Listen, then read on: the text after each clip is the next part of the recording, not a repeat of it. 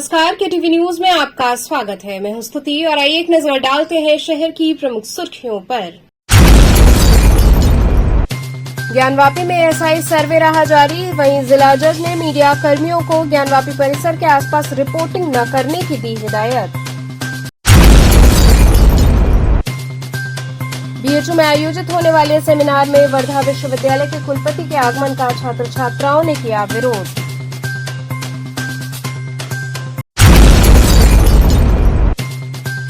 पूर्व प्रधानमंत्री लाल बहादुर शास्त्री जी के पैतृक आवास पर मेरी माटी मेरा देश कार्यक्रम हुआ आयोजित।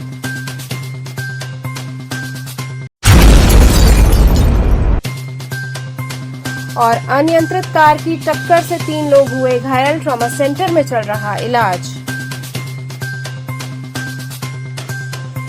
और अब खबरें विस्तार से। ज्ञानवापी में एसआई सर्वे जारी रहा। वहीं सर्वे को लेकर मुस्लिम पक्ष द्वारा दाखिल आपत्ति की सुनवाई करते हुए जिला जज ने मीडिया को ज्ञानवापी परिसर के आसपास की रिपोर्टिंग न करने की हिदायत दी। ज्ञानवापी में किए जा रहे एसआई सर्वे का कार्य बुधवार को भी जारी रहा। वहीं मंगलवार की शाम एसआई टीम ने 6वें दिन का कार्य पूरा कर परिसर से रवाना हुए। 6वें दिन सर्वे का कार्य समाप्त होने के पश्चात ज्ञानवापी परिसर से निकला हिंदू पक्ष काफी उत्साहित दिखा। हिंदू पक्ष के अधिवक्ताओं ने एसआई के द्वारा परिसर में अलग अलग टीम बनाकर सर्वे कार्य किए जाने की बात कही। अधिवक्ताओं के अनुसार एसआई टीम ने ज्ञानवापी के गुंबद, तहखाने, श्रृंगार गौरी स्थल के साथ ज्ञानवापी के उत्तरी और दक्षिणी छोर पर सर्वे का कार्य किया। मीडिया से बात करते हुए हिंदू पक्ष के अधिवक्ता सुधीर त्रिपाठी ने बताया कि सर्वे के दौरान टीम ज्ञानवापी के गुंबद, व्यास जी के तहखाने, ज्ञानवापी में जिस स्थान पर नमाज अदा की जाती है उस स्थान का और गुंबद के निचले हिस्से पर सर्वे का कार्य किया गया। सर्वे के दौरान जो भी चीज एएसआई टीम को मिल रही है उसकी एक प्रॉपर तरीके से रिपोर्ट तैयार की जा रही है जो न्यायालय में पेश किया जाएगा। सुधीर त्रिपाठी ने बताया कि एसआई की टीम डिस्टोमीटर, डीएसपीआरए मशीन सहित तमाम उपकरणों की सहायता से सर्वे कर रही है। सर्वे एक एक बिंदु पर बेहद ही गहराई से किया जा रहा है। ऐसे में अभी कुछ निकल कर सामने आने में समय लगेगा। देखिए, सर्वे 5-6 दिन से चल रहा है। चारों तरफ पूरे परिसर में फैल के सर्वे हो रहा है। गुंबद में हो रहा है, पश्चिमी दीवार में, ऊपर जहाँ जो नमाज करते हैं वहाँ पे चारों तरफ कर रहे हैं, तहखाने में भी कर रहे हैं। चारों तरफ जो गुंबद थे उनका भी सर्वे हुआ, क्या कुछ निकल के आया? देखिए, गुंबद में जो भी निकल कर आया होगा वो ऐसा ही सर्वे टीम बता सकती है, हम लोग नहीं बता सकते ना, हम लोग जा सकते हैं। मशीन को क्या कुछ रहा? देखिए, सर्वे चारों तरफ हो रहा है। ज्ञानवापी का जहाँ एसआई के अधिकारी जरूरत समझ रहे हैं सब जगह हो रहा है। भाई दिखाइए थोड़ा। जो भी उपयोग करना है उनको जो भी आवश्यकता है सब कर रहे हैं। देखिए, जो सामने है वह आ रहा है, क्षमा करें। हाँ, गुंबद में भी लोग गए थे, अब व्यास जी के तहखाने में भी गए थे और जहाँ नमाज पढ़ते उसका भी अभी कर रहे हैं, गुंबद के नीचे का भी कर रहे हैं। बहुत सारी चीज़ों का इकट्ठा कर रहे हैं, साथ संकलन कर रहे हैं। जो निकल के आ रहा है वो रिपोर्ट तैयार कर रहे हैं और वो रिपोर्ट तैयार करके जब न्यायालय में पेश करेंगे तो सार्वजनिक कर दिया जाएगा। आपके साथ हैं? देखिए, जिस मशीन से कर रहे हैं मशीन से करने में वो स्वतंत्र हैं, उनको किसी ने प्रतिबंधित नहीं किया कि मशीन का प्रयोग कुछ ही करना ही करना है। अपना कल डीपीआर सिस्टम से जांच होगी क्या? आईआईटी की टीम आ गई है? ये देखिए, ये बातें वही लोग बता पाएंगे कि किस सिस्टम से कब जांच करेंगे, क्योंकि ये सर्वे कर रहे हैं पुरातत्व विभाग, एसआई वाले, ये स्वतंत्र हैं और स्वतंत्र रूप से जांच कर रहे हैं। आज क्या क्या जांच हुई है? आज वहाँ जैसे आपको मैं क्या क्या बताऊँ, बहुत एक होता है क्या डिस्टोमीटर है और डीएसपीआरए मशीन है और लाइट वाला है और कोनो मशीन है जो गैस उस निकालने वाला है, पंखा उंखा टाइप है, कई मशीनें हैं। मित्र, मशीनों का नाम पूछोगे तो हो सकता है उच्चारण गड़बड़ा जाएगा। ये वैज्ञानिक लोग सही नाम बता पाएंगे। क्या अंदाजा है कितने दिन में सर्वे कार्रवाई पूरी हो जाएगी? अंदाज़ा ही लगा सकते हैं हम लोग, करने वाले और सही बता पाएंगे। वो लोग कर रहे हैं, हमको लगता है इसमें लंबा समय लेंगे, चूँकि 1 महीना से न्यायालय से मांगे थे, न्यायालय समय दिया है। एक एक बिंदुओं पर कर रहे हैं, बहुत गहराई से कर रहे हैं और सर्वे बड़ा लगन से कर रहे हैं, इसलिए उनसे ज़्यादा बात करना भी उचित नहीं समझ में आ रहा है। कितने बजे सर्वे फिर शुरू होगा? कल 8 बजे का समय दिया गया है, हम लोग सर्वे में सहयोग करेंगे, 8 बजे से हो जाएगा। वहीं एएसआई सर्वे को लेकर आज जिला अदालत में 3 आपत्तियां दाखिल हुईं। जनपद न्यायाधीश की कोर्ट में अंजुमन इंतजामिया कमेटी ने अपने अधिवक्ता के माध्यम से पुरातात्विक सर्वेक्षण की कार्रवाई को रोकने के लिए प्रार्थना पत्र दिया। एएसआई सर्वे को लेकर मुस्लिम पक्ष ने कहा कि सर्वे की फीस नहीं जमा है, सर्वे का समय निश्चित नहीं किया गया है, साथ ही प्रोसीजर फॉलो नहीं किया जा रहा है। मुस्लिम पक्ष ने सर्वे के दौरान हिंदू पक्ष की तरफ से मीडिया में बयानबाजी करने पर रोक लगाने की मांग की है। कमेटी ने मीडिया कवरेज के दौरान सर्वे की जानकारी देने पर आपत्ति जताई है। मुस्लिम पक्ष का आरोप है कि तथ्यहीन रिपोर्टिंग की जा रही है। मुस्लिम पक्ष ने खबरों को भ्रामक बताया और कहा कि उससे जनमानस पर गलत प्रभाव पड़ेगा। ज्ञानवापी प्रकरण में वादिनी राखी सिंह की तरफ से न्यायालय में प्रार्थना पत्र दिया गया है और मांग की गई थी कि ज्ञानवापी में मुस्लिम के प्रवेश पर रोक लगाई जाए, जिसकी आपत्ति आज अंजुमन इंतजामिया कमेटी के अधिवक्ताओं ने लिखित रूप से जनपद न्यायाधीश की कोर्ट में दी है। जी, आज ज्ञानवापी को लेकर के एक नया केस फाइल हुआ है। क्या है पूरा मामला, किस तरह का? कोई केस नहीं फाइल हुआ है। राखी सिंह वाले केस में एक एप्लीकेशन इन लोगों ने मूव किया है इस आशय की कि कोर्ट का ऑर्डर एएसआई के सर्वे का जो आदेश हुआ है वो अकॉर्डिंग टू जनरल सिविल जो है एएसआई को रिट जारी होना चाहिए कोर्ट से। एएसआई को रिट प्राप्त करके पार्टीज को सूचित करना चाहिए समय और तिथि, जो कि नहीं हुआ। और जनरल सिविल के मुताबिक अगर कोई कमीशन जारी होता है तो उसकी फीस जमा होनी चाहिए, वो भी कंपलसरी है। ये सब प्रोसीजर फॉलो नहीं किया गया, इसलिए इस आशय का एप्लीकेशन दिया कि साहब प्रोसीजर फॉलो किए बिना एएसआई सर्वे हो रहा है, प्रोसीजर फॉलो करने के पश्चात हो, इस आशय का एप्लीकेशन दिया गया है। तो क्या सर्वे रोकने के लिए यही है कि सब जो प्रोसीजर है वो फॉलो नहीं हो रहा है और हमारा रोकने का मकसद ये नहीं है। हमारा मकसद ये है कि सब प्रोसीजर फॉलो हो। तो एक्सेप्ट कर ली गई है कोर्ट की तरफ? नहीं, अभी आज उसका डिस्पोजल होना है। कितने बजे से उठते हैं? 2:30 बजे से।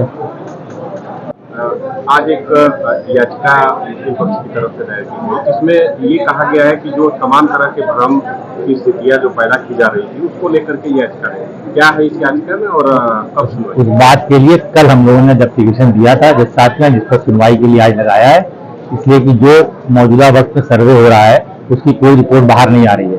उसके बावजूद जो तो प्रेस में वो मीडिया में चाहे कोई भी मीडिया हो, वो जो तो पिछले कमीशन की कार्रवाई की फोटो बाहर भेज करके कह कि ये इस वजह प्राप्त हो, तो इससे समाज में भ्रम पैदा हो रहा है। किसी को याद तो है नहीं कि पिछले साल क्या आया था।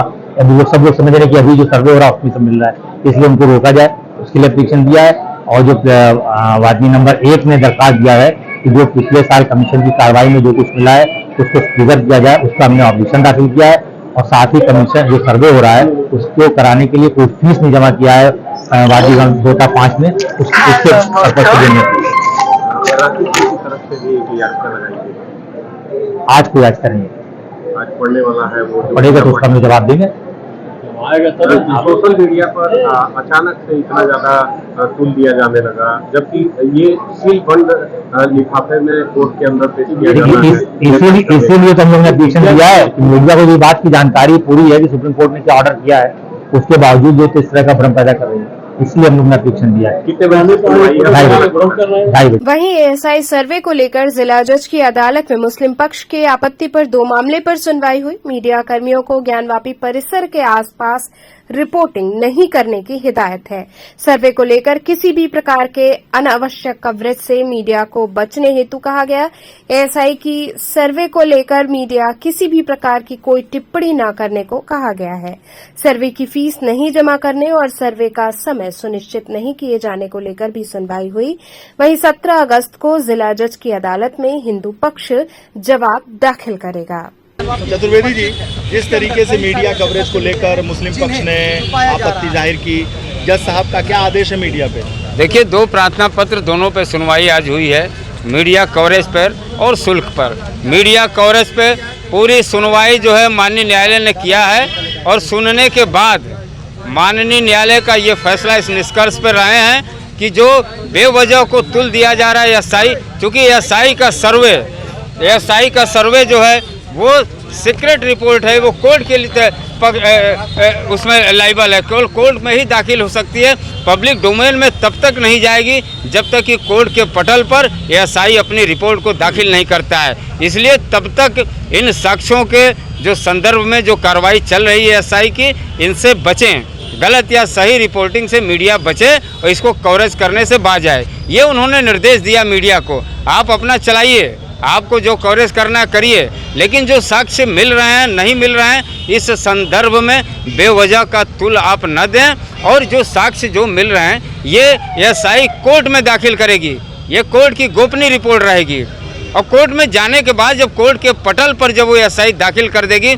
और हम लोगों के माध्यम से, नकल के माध्यम से जब पब्लिक डोमेन में जाएगी सारी चीज़ें, तो पब्लिक डोमेन में जाने के बाद सारा देश देखेगा, आप भी देखिए। इसलिए आप लोग अपने धैर्य को बनाए रहिए, बेवजह का तुल इन साक्ष्यों के संदर्भ में मत दीजिए। दिखने पर भी रोक लगी है कि मीडिया कर्मी वहाँ रह सकते। नहीं, इस पे कोई रोक नहीं लगा है, आप लोग अपना काम करते रहिए, चलाते रहिए, भाई आप पे कहाँ रोक लगा है। लेकिन जज साहब ने बोला है कि स्पॉट से दूर रखें मीडिया को। भाई स्पॉट से दूर रखिए, उस जो परिसर है जहाँ चल रहा है उससे जो उनकी जो ज्ञानवापी परिसर है उससे दूरी बना के आप अपना कवरेज करिए, लेकिन साक्ष्यों के संदर्भ में, क्योंकि ये साक्ष्य कहीं से लीक नहीं होना है, एएसआई के पास रहेगी, जो भी कवर करेगी एएसआई करेगी अपनी मशीनों के माध्यम से, अपने जो है तमाम विशेषज्ञों के माध्यम से जो कलेक्ट करेगा वो कोर्ट में दाखिल करेगा। ये क्या साक्ष्य मिल रहे हैं नहीं मिल रहे हैं, इससे मीडिया थोड़ा कवरेज करने से बचे। आज 3 विषयों को लेके सुनवाई जनपद न्यायाधीश वाराणसी के कोर्ट में थी, जिसमें सबसे बड़ी जो एक्शन पे और उस पर ऑर्डर पास करने का माननीय न्यायाधीश महोदय ने कहा है कि मीडिया की कार्रवाई, किसी प्रकार का सोशल मीडिया, व्हाट्सएप इत्यादि पर ऐसा कोई भी समाचार प्रसारित करने पर आदेश दिया जाता है कि वो रोक रहेगा, जिस पर कि शांति भंग हो सकती है और मीडिया के लोग स्पॉट पे जाके कोई रिपोर्टिंग नहीं करेंगे और एएसआई के लोग भी मीडिया को कोई भी रिपोर्टिंग नहीं करेंगे और जो भी जानकारी मीडिया के लोगों को मिलनी है वो अपने माध्यमों से लें। इस प्रकार से किसी प्रकार की शांति भंग की आशंका न बने, यह हिदायत दी गई है माननीय न्यायाधीश के महोदय के द्वारा और इस पर ऑर्डर होना है। दूसरा, मुस्लिम पक्ष द्वारा यह भी कहा गया था कि जो एएसआई की कार्रवाई हो रही है उस पर खर्चा, इसमें जो व्यय भार पड़ रहा है वो कौन वहन करेगा, तो इस पर अवसर दिया गया कि हम इस पर हिंदू पक्ष उनको जवाब देगा। और तीसरा एक और भी विषय था, वो यह था कि जो वहाँ पे मुस्लिम पक्ष का प्रवेश है उसको रोका जाए ज्ञानवापी परिसर में। और तीसरा एक बात और भी थी कि स्वामी अविमुक्तेश्वरानंद की तरफ से यह कहा गया था कि हमारा प्रार्थना पत्र यहाँ लंबित है, कृपया राग भोग आरती का अवसर दिया जाए, जहाँ पे शिव प्रकट हुए हैं वह मुझे अवसर प्रदान किया जाए। तो ये विषय आज माननीय न्यायालय के समक्ष आए हैं।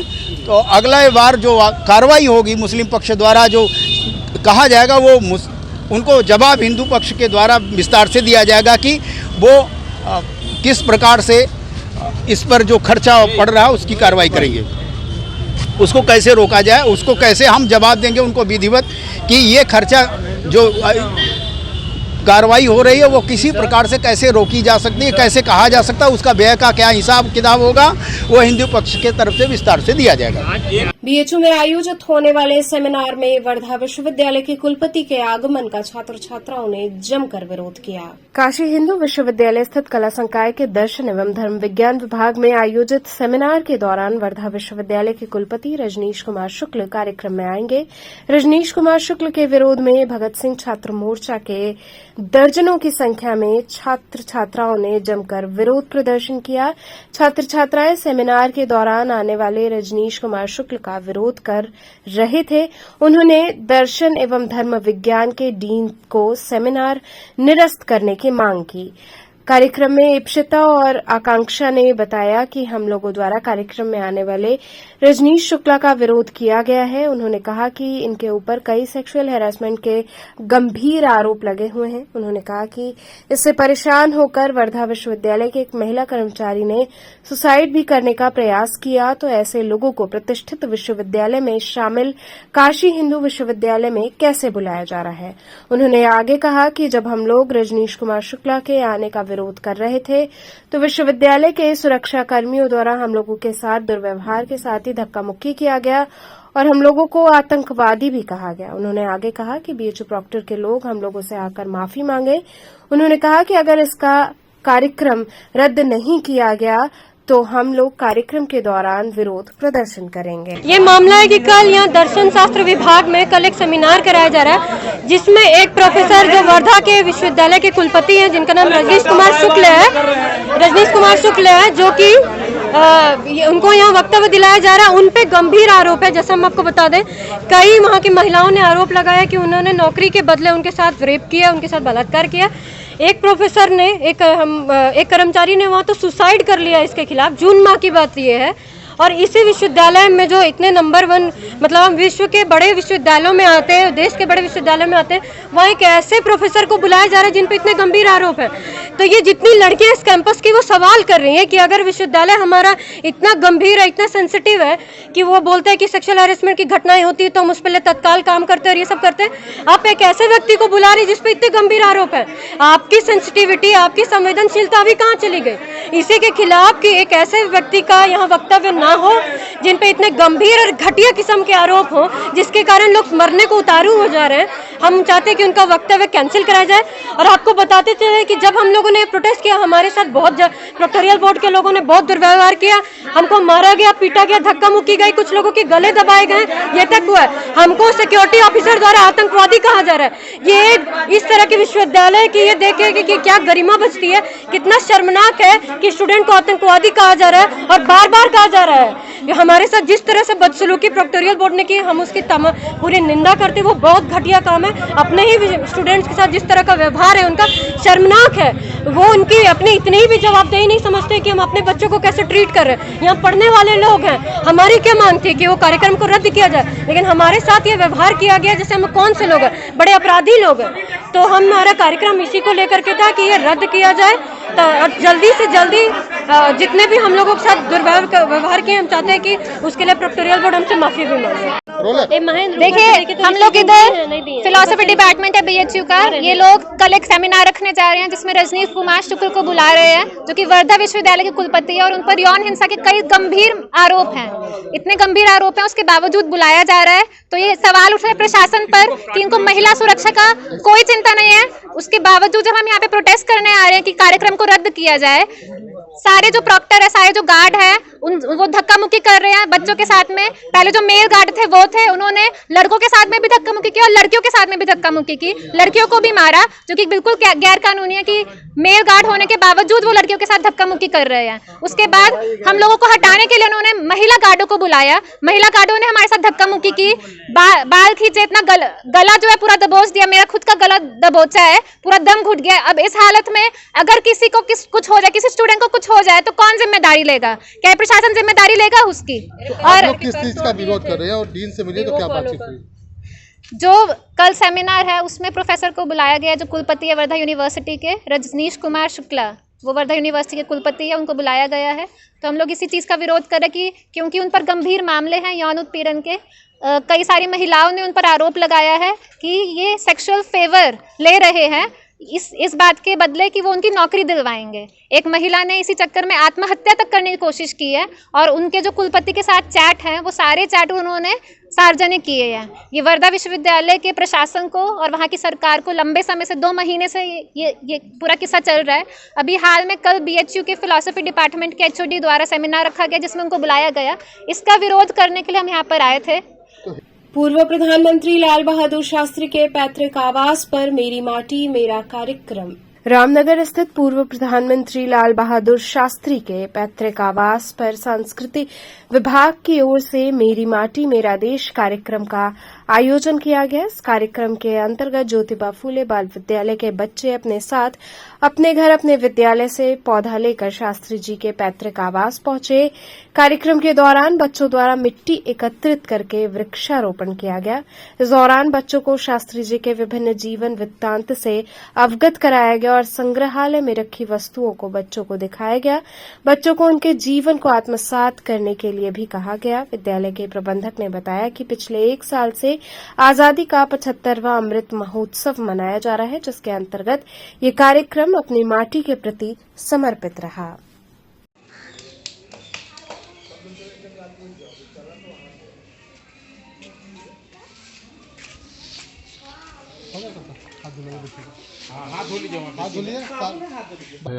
आज संग्रहालय दिवस मनाया जा रहा है, अगस्त क्रांति दिवस, 9 अगस्त क्रांति दिवस, और इसके उपलक्ष्य में मेरा माटी मेरा देश के उपलक्ष्य में और हमारे स्कूल के बच्चे जो आए हैं और पौधरोपण का कार्यक्रम कर रहे हैं, और संग्रहालय का भी घूमेंगे दिखाएंगे, हम घुमाएंगे, ऐसे कार्यक्रम चल रहे हैं। आज पिछले 1 साल से जो है आज़ादी का 75वां अमृत महोत्सव चल रहा है और ये लगभग समापन के दौर में है, और आज का ये कार्यक्रम जो है अपने माटी के प्रति समर्पित है।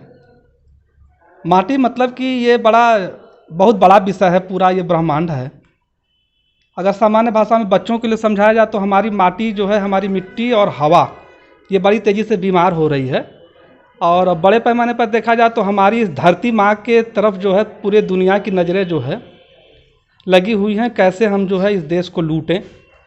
तो ऐसे में हमको जागरूक होना होगा, सजग होना होगा कि अपने देश की हम रक्षा कैसे करें, अपनी व्यवस्था, अपने शिक्षा का, चिकित्सा का, हमारे जैसे प्राकृतिक चिकित्सा हैं, इस पे पूरी दुनिया की नज़रें लगी हुई हैं, हमारी शिक्षा पे लगी हुई हैं। तो हम सबकी ये जिम्मेवारी बनती है कि अपनी माटी को, अपनी शिक्षा के, अपने संस्कारों को, जिस तरह से बड़े पैमाने पर जो है देश विदेश के लोग जो है भारतीय संस्कृति संस्कार को अपना रहे हैं, और हम लोग जो है कि अपनी संस्कृति और संस्कार से धीरे धीरे दूर हो रहे हैं। तो हमको अपनी संस्कृति से जुड़ना है, अपनी मिट्टी से जुड़ना है, अपनी मिट्टी को स्वस्थ रखना है। आज हम शास्त्री जी के, लाल बहादुर शास्त्री जी के आवास में आए हैं, और हम लोग यहाँ पर 75 अमृत महोत्सव को पूरा करके देखने आए हैं, और यहाँ पर हम लोग घड़े में मिट्टी डाल के वृक्ष रोपण किए और प्रतिज्ञा लिए हैं देश की आज़ादी के लिए। तो यहाँ पे अपने संग्रहालय में चित्र भी प्रदर्शनी भी लगी, तो उसको देखा तो कैसा लगा आपको? हमको बहुत अच्छा लगा, और यहाँ लोग यही से सीखे हैं कि हम लोग अपने देश को आज़ादी से मुक्त कराएंगे और ऐसे ही चलता रहेगा। अपना नाम बता बेटा। मेरा नाम सृष्टि कुशवाहा है। सृष्टि, आज क्या किया है आपने?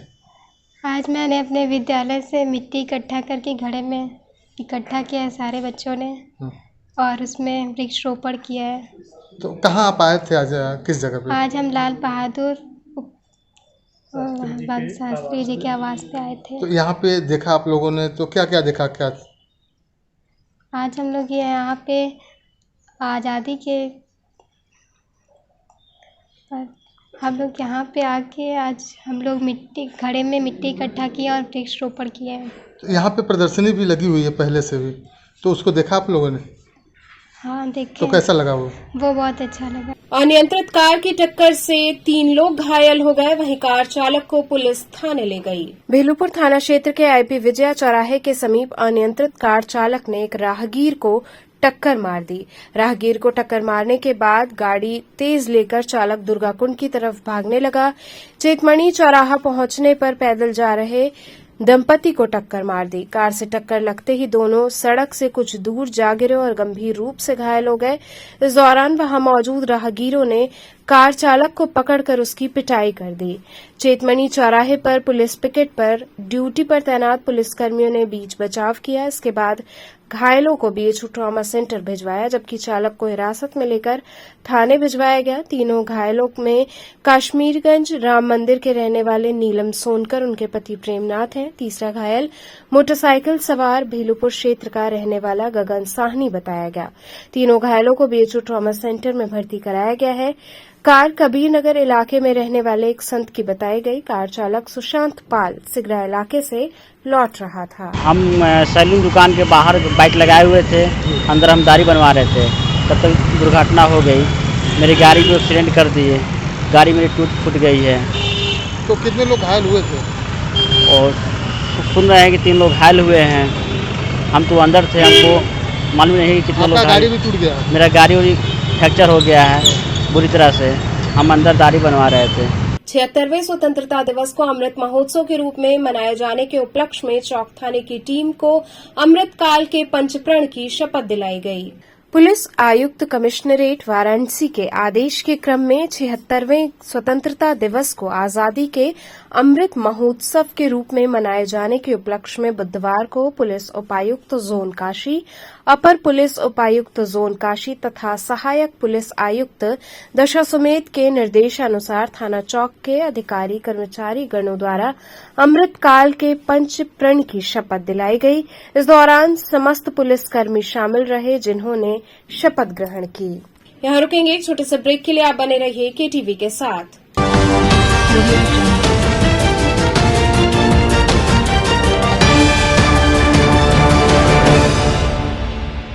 खबरों से जुड़े रहने के लिए हमारे चैनल केटीवी वाराणसी को सब्सक्राइब करें और लेटेस्ट अपडेट्स के लिए बेल आइकन को प्रेस करें।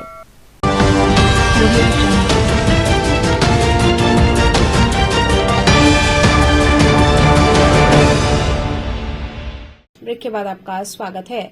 सुगम यातायात और लोगों को जागरूक करने के उद्देश्य से पुलिस टीम ने पैदल गश्त की।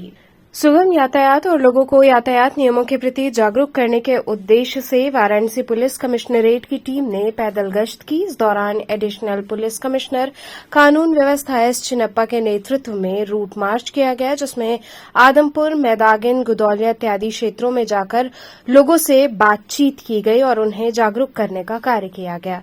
इस दौरान डीसीपी आरएस गौतम एवं एसीपी अवधेश कुमार पांडे मौजूद रहे। सर, किस तरह की गश्त की जा रही है और कहाँ से कहाँ तक की गई है? आज एक रूटीन वे में सिविल पुलिस, पीएसी और आरएएफ के साथ पैदल भ्रमण किया गया है। ये पूरा जो चौक से लेकर मैदागिन होते हुए जो आदमपुर एरिया तक जो पैदल मार्च रहा, इसमें मेनली जो ट्रैफिक को सकुशल सुगम तरीके से चलाने का और लोगों से भी बातचीत किया गया है और यहाँ एंटी सोशल एलिमेंट्स के ऊपर भी विशेष नज़र रखा जा रहा है और शांति व्यवस्था कायम है।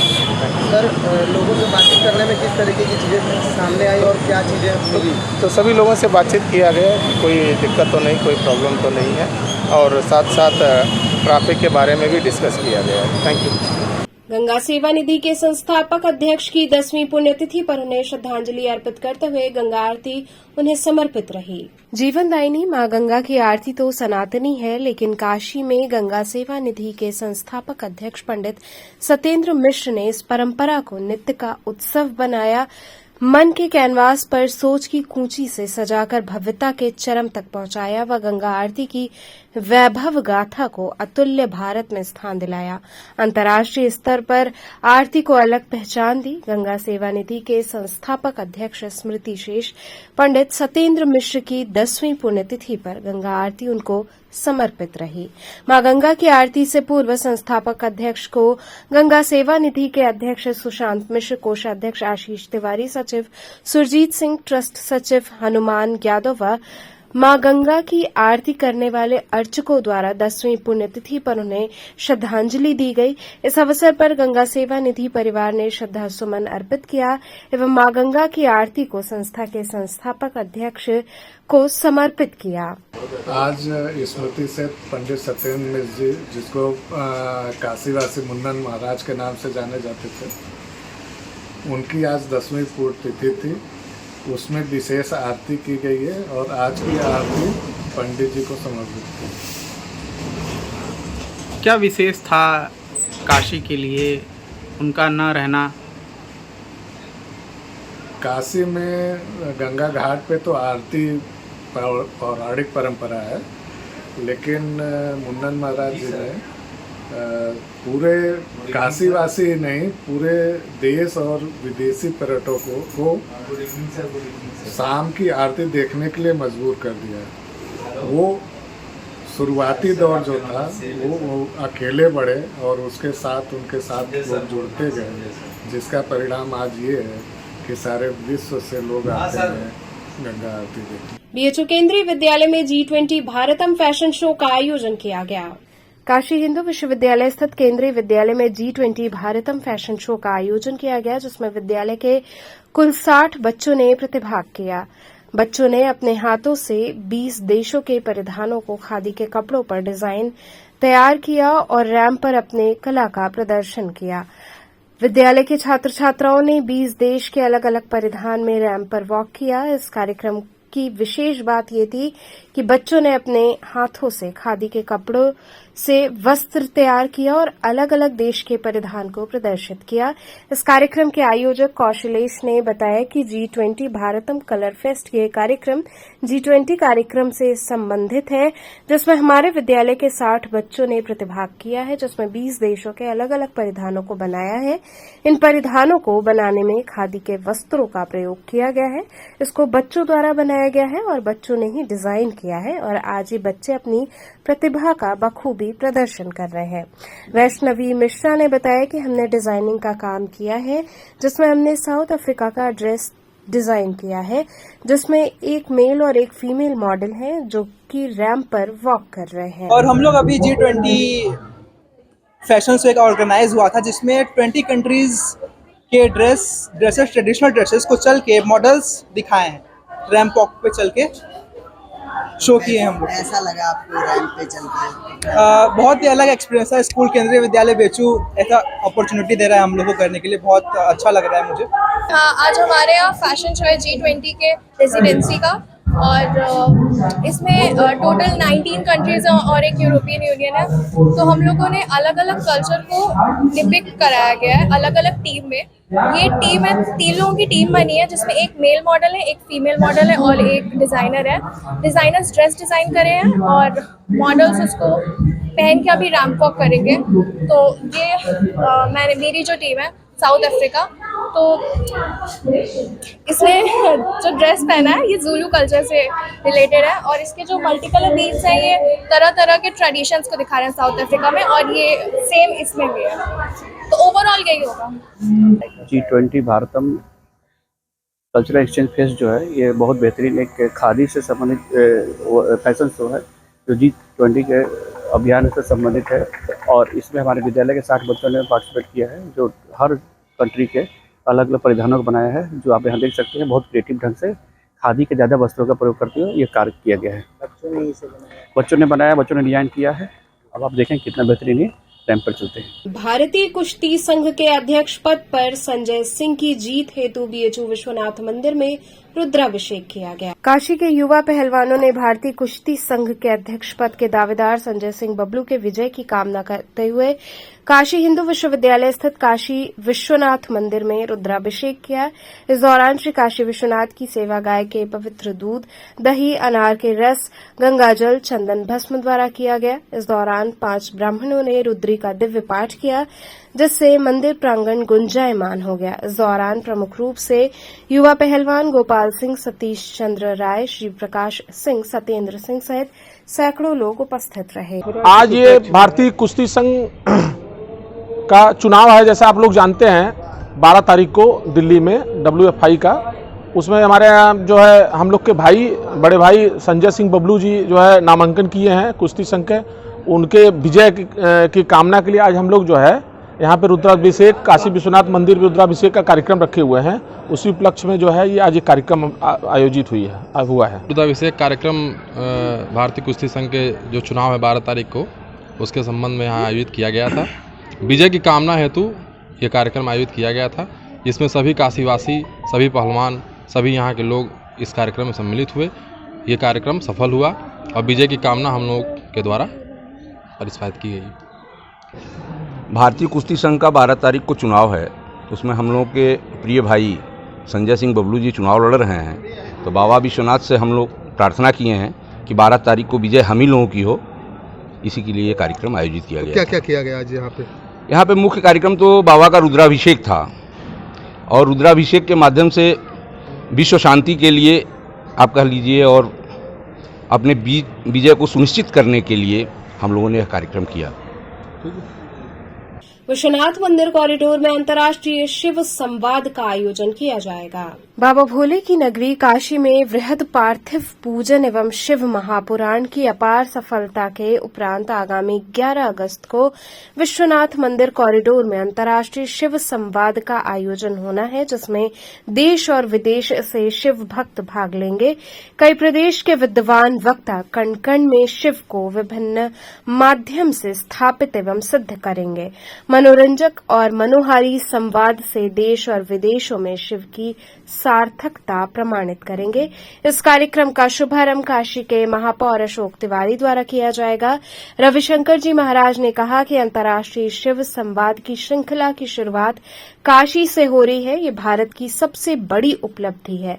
विश्व में पुनः सदियों बाद सनातन का परचम लहराने का प्रयास शिव संवाद के माध्यम से होगा। 11 अगस्त को अंतर्राष्ट्रीय शिव संवाद का आयोजन है और उसी परिप्रेक्ष्य में आज की प्रेस वार्ता है। कितने बजे से ये शुरू होगा और किस जगह होगा, क्या इसका उद्देश्य क्या है? पहले तो प्रश्न है कितने बजे से होगा। 1 बजे से 7 बजे तक कॉरिडोर में ये कार्यक्रम है बाबा विश्वनाथ के चरणों में। और जो उद्देश्य की रही, जैसा नाम से है कि अंतर्राष्ट्रीय शिव संवाद की प्रक्रिया जो हमारे समाज से जा रही है उसको स्थापित करना। दूसरा, उसके 5 विषय हैं। अगर हम चिकित्सा में शिव है, पर्यावरण में शिव है, तो पूरे विश्व स्तर को हमें बताना चाहिए कि भारत पर्यावरण आज से नहीं, सनातन पद्धति से पर्यावरण में जीता ही रहा है भारत। उसी परिप्रेक्ष्य में हम लोग चिकित्सा में शिव, पर्यावरण में शिव, साहित्य में शिव, कला में शिव, यानी कण कण में शिव, इस बात को हम लोग रखेंगे। अलग अलग क्षेत्रों के विशेषज्ञ आ रहे हैं और वो अपने अपने क्षेत्रों में भारतीय संस्कृति क्या थी, वर्तमान परिस्थिति क्या है और कैसे इसको सुदृढ़ किया जाए, इस विषय पर विचार रखें। तो चलते चलते पुनः एक नजर डालते हैं शहर की प्रमुख सुर्खियों पर। ज्ञानवापी में एसआई सर्वे रहा जारी। वहीं जिला जज ने मीडिया कर्मियों को ज्ञानवापी परिसर के आसपास रिपोर्टिंग न करने की दी हिदायत। बीएचयू में आयोजित होने वाले सेमिनार में वर्धा विश्वविद्यालय के कुलपति के आगमन का छात्र छात्राओं ने किया विरोध।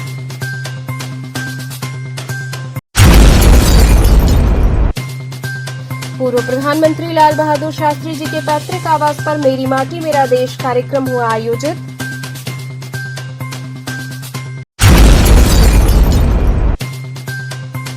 और अनियंत्रित कार की टक्कर से 3 लोग हुए घायल, ट्रॉमा सेंटर में चल रहा इलाज।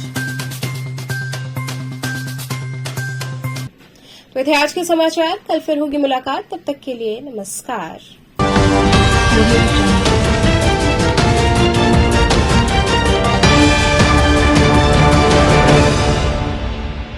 खबरों से जुड़े रहने के लिए हमारे चैनल KTV वाराणसी को सब्सक्राइब करें और लेटेस्ट अपडेट्स के लिए बेल आइकन को प्रेस करें।